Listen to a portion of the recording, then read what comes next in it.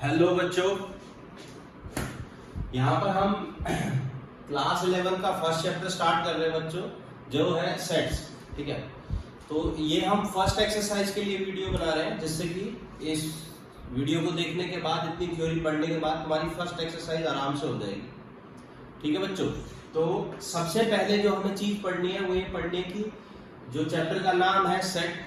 ठीक है, तो वो सेट होते क्या है, तो सबसे पहले इसकी डेफिनेशन देख लेते हैं। ठीक है, a set is a well defined, या फिर a set is a collection of well defined objects.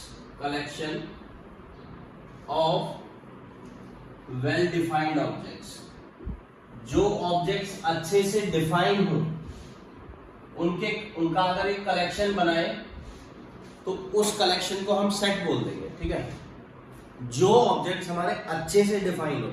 ठीक है, मतलब कि जो मेरे लिए ट्रू हो वो तुम्हारे लिए भी ट्रू हो और सबके लिए ट्रू हो, जिसपे आर्ग्यूमेंट ना हो सके कि नहीं ये गलत है या ये सही है। जैसे कि एग्जांपल देने से क्लियर हो गए, जैसे कि मैं ये बोलूं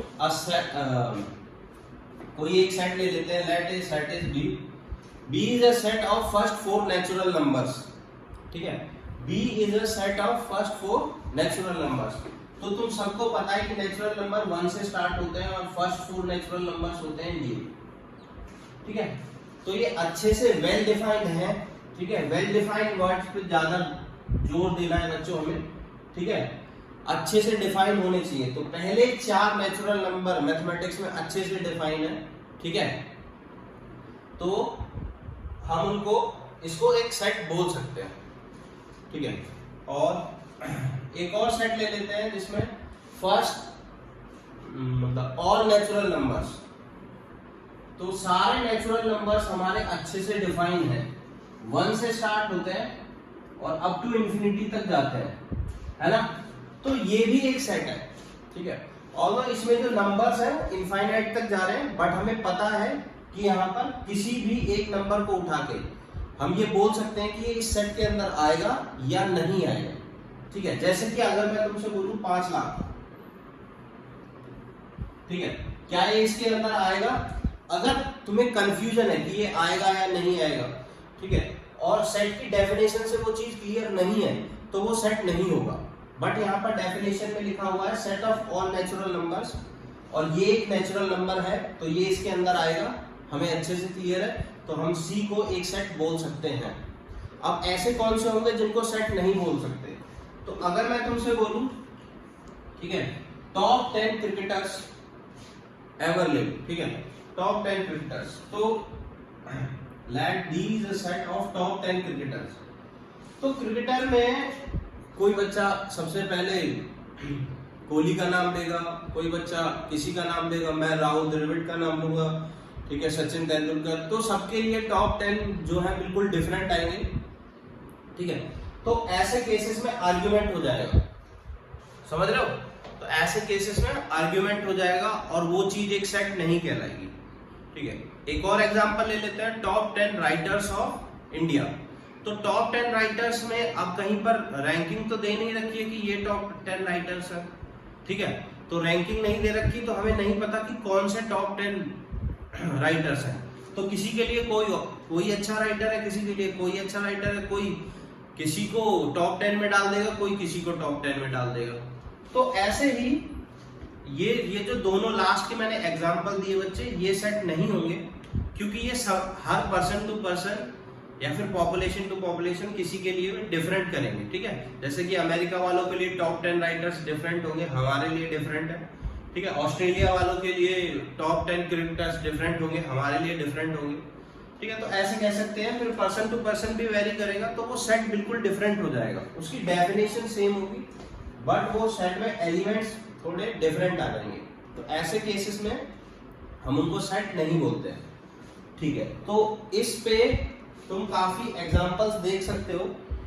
ठीक है, तुम्हारे फर्स्ट एक्सरसाइज में इस चीज पे तुम्हारे काफी एग्जांपल मिल जाएंगे। फर्स्ट क्वेश्चन ये कि कौन सा सेट है या कौन सा सेट नहीं है। जिस चीज में तुम क्लियरली श्योर हो कि वो सेट के अंदर आएगा या नहीं आएगा, तो अगर तुम क्लियरली श्योर हो और बाकी सब भी तुम्हारी उस बात पे क्लियरली मतलब तुम्हें एग्री करेंगे तो वो सेट होगा, अदरवाइज वो सेट नहीं होगा। वेल डिफाइंड है तो सेट होगा, वेल डिफाइंड नहीं है तो सेट नहीं होगा। एक बार एग्जांपल्स में पढ़ के देखो, ठीक है, और पीछे से आंसर मैच करो कि कौन सा सेट होगा या कौन सा नहीं होगा। उधर डेफिनेशंस गिवन है, बस तुम्हें ये बताना है कि ये सेट है या ये सेट नहीं है, ठीक है। अब हमें कुछ सेट्स पढ़ने हैं जो कि हम ओवरऑल मैथ्स में जब तक तुम मैथ्स पढ़ोगे तब तक यूज करेंगे, ठीक है। ऐसे सेट्स जो कि यूनिवर्सल सेट्स हैं, यूनिवर्सल सेट नहीं, जो कि ऐसे सेट हैं जिनको सब लोग मानते हैं और थ्रू आउट जब तक तुम मैथमेटिक्स पढ़ोगे बच्चों तब तक वो सारे सेट्स यूज किए जाएंगे। तो वो सेट्स इंपॉर्टेंट सेट्स है, वो सेट्स हम पढ़ते हैं। जैसे कि आर सेट, आर सेट जब भी बोला जाएगा तो इसका मतलब है ऑल रियल नंबर्स, ठीक है। आर सेट में कौन से आएंगे? ऑल रियल नंबर्स जो तुम्हारी नंबर लाइन पे डिनोट होते हैं। ऑल रियल नंबर्स कौन से होते हैं? Real numbers.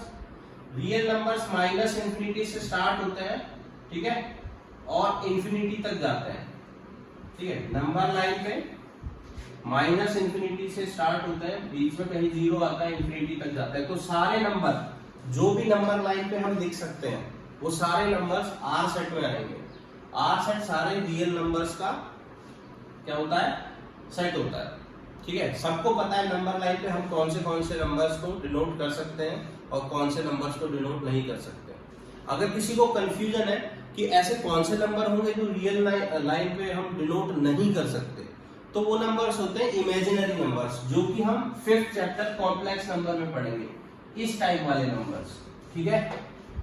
रूट के अंदर जब नेगेटिव आ जाएगा तो ऐसे नंबर्स जिनमें रूट के अंदर नेगेटिव आ रहा है तो इमेजिनरी नंबर्स होते हैं, वो नंबर लाइन पे नहीं आते हैं, ठीक है। तो उन नंबर्स को हम 4th चैप्टर में पढ़ेंगे और वो आर सेट के अंदर नहीं आएंगे।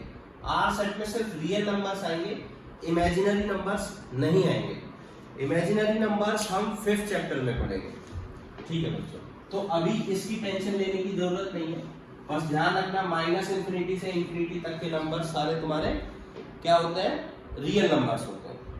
आगे रियल नंबर के अलावा फिर आता है N set. N stands for all natural numbers. Natural numbers बच्चों तुम्हें पता है 1 2 3 4 ऐसे स्टार्ट होते हैं और इंफिनिटी तक जाते हैं, ठीक है। 1 से स्टार्ट होके इंफिनिटी तक जाते हैं, नेचुरल नंबर सबको पता है। तो ये जो सेट होगा ये एन से डिनोट होगा, ध्यान रखना। अब एक सेट होगा क्यू जिसमें सारे रैशनल नंबर्स आएंगे। रैशनल नंबर्स वो नंबर्स होते हैं जिनको हम p अपॉन क्यू की फॉर्म में लिख सकें और p और q दोनों के दोनों इंटीजर होने चाहिए। किसी बच्चे को कंफ्यूजन होता है कि सर हम √3/2 को भी √3/1 लिख सकते हैं, ठीक है। तो ये एक रैशनल नंबर है या इरैशनल नंबर है, ठीक है, या फिर √3/2 कुछ भी बोलो तो कुछ, क्योंकि अब ये p अपॉन q की फॉर्म में है। बट रैशनल नंबर सिर्फ वो नहीं होते जिनको p अपॉन q की फॉर्म में लिख दें, उनका p और q दोनों इंटीजर होने चाहिए, ठीक है। उनका p और q दोनों इंटीजर होने चाहिए, ठीक है। यहाँ पर ये ऊपर वाला इंटीजर नहीं है तो ये एक रैशनल नंबर नहीं है, ठीक है। तो रैशनल नंबर्स में वो सारे नंबर्स आएंगे जो कि हम नंबर लाइन पे नोट करते हैं और रैशनल नंबर होते हैं, जैसे कि 1 1.2 3.6 जिनको भी p अपॉन q की फॉर्म में लिख सके, इंफिनिटी तक जाएंगे। इसमें भी नेगेटिव वाले भी रैशनल नंबर होते हैं तो नेगेटिव वाले भी इसमें ही आएंगे, ठीक है। -5/4 -6/7 सब इसमें आएंगे। मैं सारे लिख नहीं सकता तो इधर भी डैश लगा दिया, उधर भी डैश लगा दिया। इस डैश का मतलब है बहुत सारे नंबर हैं, आगे और पीछे तक बढ़े जा रहे हैं, ठीक है। अब आगे आता है Q के बाद हमारा आता है Z। Z में आता है हमारा ऑल इंटीजर्स, ठीक है, ऑल इंटीजर्स। इंटीजर्स कौन से होते हैं बच्चों? नेगेटिव इंटीजर, पॉजिटिव इंटीजर, दोनों टाइप के इंटीजर होते हैं। तो जैसे कि इंटीजर हो गया ऐसे -7 -6 -5 -4 अप टू -1 0 1 अप टू 4 5 6 ऐसे करके इंफिनिटी तक जाएंगे, ठीक है। तो ये सारे इंटीजर्स हो गए, ठीक है। तो ये इंटीजर्स जेड से डिनोट किए जाते हैं, ध्यान रखना। जीरो भी इसमें आता है, ठीक है, और नेचुरल नंबर इसमें ही आते हैं अंदर ही, ठीक है, और ये सारे नेगेटिव वाले भी आते हैं, ध्यान रखना इंटीजर्स। ये सब बेसिक तुम्हें पता होना चाहिए, ठीक है। अब यहां पर कुछ और सेट है, जैसे कि आर प्लस होगा all positive real numbers. All positive real numbers कहां से स्टार्ट होंगे? जीरो के बाद से स्टार्ट होंगे। जीरो नहीं होगा, zero neither positive nor negative, ठीक है, ना तो पॉजिटिव है ना नेगेटिव है, उसको न्यूट्रल मानते हैं हम, ठीक है। तो आर पॉजिटिव में जीरो के बाद वाले स्टार्ट होंगे, यानी कि 0.1 0.2 ऐसे सब कुछ उसके बाद, और बाकी सारे आएंगे इंफिनिटी तक आर पॉजिटिव। जेड पॉजिटिव बोल दूं तो सारे पॉजिटिव जेड वाले, सारे पॉजिटिव जेड वाले, तो और अगर नेगेटिव बोल दूंगा तो उसके नेगेटिव वाले। तो ये बेसिक चीजें हैं, ये तुम्हें पता होनी चाहिए चैप्टर स्टार्ट करने से पहले, ठीक है। ये आगे हर चैप्टर में कहीं पर भी यूज हो सकती हैं, सेकंड चैप्टर में, थर्ड चैप्टर में बच्चों,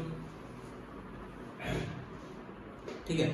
अब जैसे कि हम देख लेते हैं और एक सेट ले लेते हैं, जैसे कि कोई एक सेट है ए सेट, जिसके अंदर एलिमेंट्स हैं 5 6 7 8 ऐसे करके, ठीक है। अब जो ये अंदर जो ये है ना, ये नंबर लिखे हुए हैं, ये ऑब्जेक्ट्स, इनको कहते हैं element of set. So 5 is a element of set ए, ठीक है, 5 is a element of set A. A set के अंदर 5 एक एलिमेंट है, ठीक है। तो 5 ए के अंदर आ रहा है, 5 ए में बिलोंग करता है, ठीक है। तो 5 belongs to A, belongs to ए।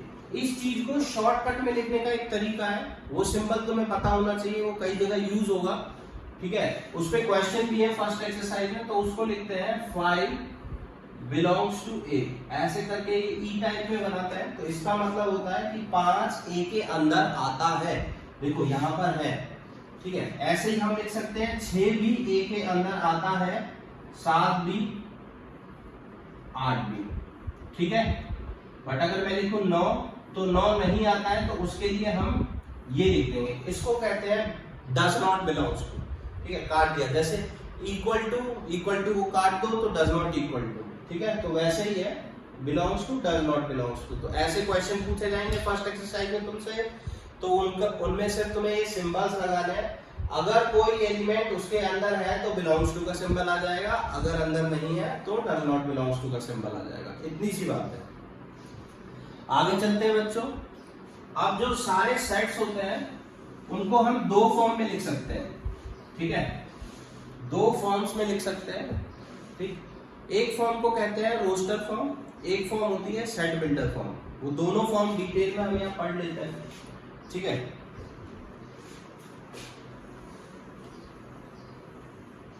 तो हमारी यहां पर लिख लेते हैं हम रोस्टर फॉर्म,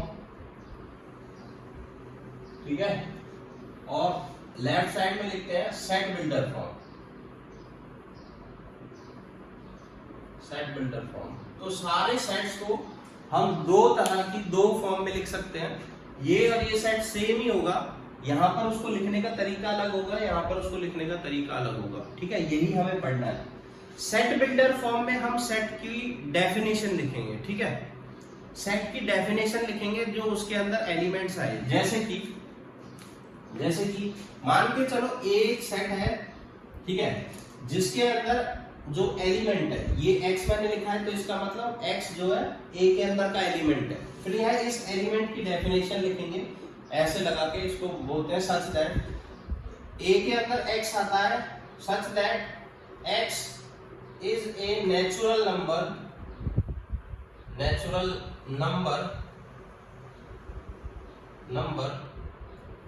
लेस देन 6, ठीक है। इसको बंद कर देंगे। तो यहाँ पर हमने उसकी डेफिनेशन लिख दी, ठीक है। यहाँ पर लिखा हुआ है x है वो नेचुरल नंबर, ठीक है, और x is a natural number which is less than 6। तो इस डेफिनेशन के अकॉर्डिंग इसमें कौन कौन से सेट आए, कौन कौन से एलिमेंट्स आएंगे। तो a के अंदर जो एलिमेंट आएंगे वो सारे नेचुरल नंबर्स होंगे और वो लेस देन 6 होंगे। ठीक है। नेचुरल नंबर लेस देन 6 होते हैं 1 2 3 4 5 6। 6 नहीं आएगा क्योंकि 6 इज नॉट लेस देन 6, तो 5 तक ये एलिमेंट आएंगे। तो देखो यहाँ पर हमने एक्चुअल एलिमेंट्स लिखे हैं, ठीक है, अलग अलग करके, तो उसको रोस्टर फॉर्म कहते हैं, और सेट बिल्डर फॉर्म में हम डेफिनेशन लिखते हैं सेट की, ठीक है। अब तुम्हें बच्चों ऐसे ही क्वेश्चन बनाने को आएगा कि सेट बिल्डर फॉर्म से इस फॉर्म से ये लिखो या इस फॉर्म से ये लिखो, ठीक है, ऐसे करके आएगा। तो देखो एक रोस्टर फॉर्म की कई सेट बिल्डर फॉर्म हो सकती है, ध्यान रखना। अभी इसी को मैं एक और डेफिनेशन में ऐसे लिख सकता हूं, A is equals to x such that x is an integer and positive integer, ठीक है, and x is less than 6, ठीक है। तो देखो यहां से ही सेम ही रोस्टर फॉर्म निकल के आएगी, ठीक है। x is an positive integer, तो पॉजिटिव इंटीजर हमारे कहां से स्टार्ट होते हैं, 1 से, 1 2 3 4 5 6 7 8, बट यहां पर कह रहा है x 6 से छोटा भी होना चाहिए। तो देखो इसमें भी अब इसकी वैल्यू क्या ही निकल के आएगी, 1 2 3 4 5, ठीक है। तो डिफरेंट एक रोस्टर फॉर्म की दो सेट बिल्डर या दो से ज्यादा सेट बिल्डर फॉर्म हो सकती है, बट एक सेट बिल्डर फॉर्म की एक से ज्यादा रोस्टर फॉर्म नहीं हो सकती है, इसका ये चीज फिक्स होगी, ठीक है। ये दोनों भी सही है, ये दोनों भी सही है, ठीक है, बट कभी कभी ऐसा होता है कि ये दोनों सेट इक्वल है बिल्कुल एकदम, बट डेफिनेशन हम अलग से लिख रहे हैं और कुछ नहीं है। तो बस तुम्हें ये ध्यान रखना, रोस्टर फॉर्म क्या होती है, सेट बिल्डर फॉर्म क्या होती है, ठीक है। अब हम कुछ क्वेश्चन करते हैं जिसमें हम सेट बिल्डर फॉर्म से रोस्टर फॉर्म में चेंज करेंगे, रोस्टर फॉर्म से सेट बिल्डर फॉर्म में चेंज करेंगे, ठीक है। एक आध दो ही क्वेश्चन करते हैं, उसके बाद हमारी फर्स्ट एक्सरसाइज इससे निपट जाएगी। बच्चों अब तुम चाहो तो जाके फर्स्ट एक्सरसाइज लगा सकते हो, ठीक है। सबसे ज्यादा प्रॉब्लम तुम्हें आएगी जब रोस्टर फॉर्म से तुम्हें सेट बिल्डर फॉर्म में चेंज करना है। जैसे कि मैं कोई सेट ले लेता हूं, A इज इक्वल्स टू 3 6 9 12, ठीक है। तो इसमें लिख देता हूं let A is equals to, A क्या है, मल्टीपल ऑफ 3 है, ठीक है। सो यहां पर x लिख देता हूं सच दैट, या फिर 3x भी लिख सकता हूं, ठीक है, but such that x is equals to 3n